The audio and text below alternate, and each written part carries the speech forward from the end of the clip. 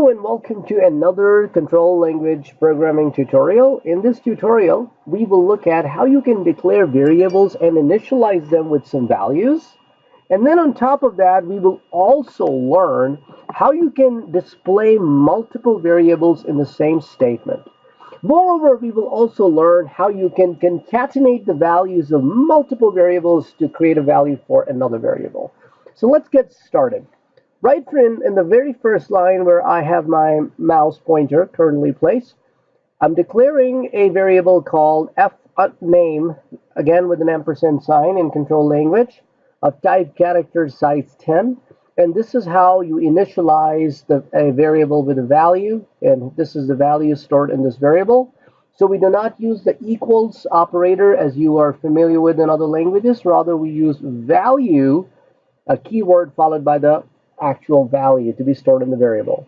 Then I'm declaring in the next line last name, lname variable, same size, value Yusuf.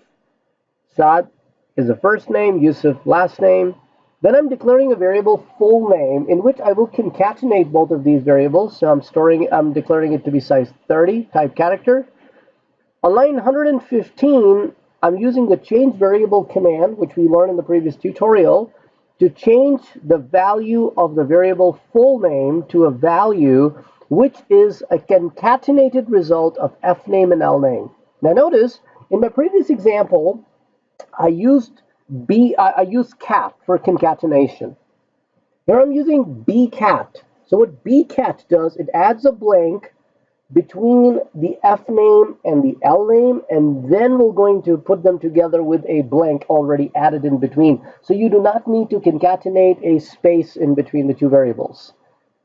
Now, if you look at the line after that, it says name is, and since I have a space already added to it, that's why I'm not using BCAT, I'm using cat, followed by the full name. Now, full name is size 30. So if I put cat followed by period, so what I'm going to do is, let's say if my name is 11 characters long, then it will have remaining 19 spaces. So it will put a period after 19 spaces. So what Tcat will do, it will truncate all the spaces in the full name and will put the period right after the last filled space. So now let's compile this. And upon successful compilation, we're going to go back to the green screen to call it. So we're going to call PGM 10SP19, and upon pressing enter, you're going to get the output. Name is Saad space Yusuf, and the period is right next to the letter F.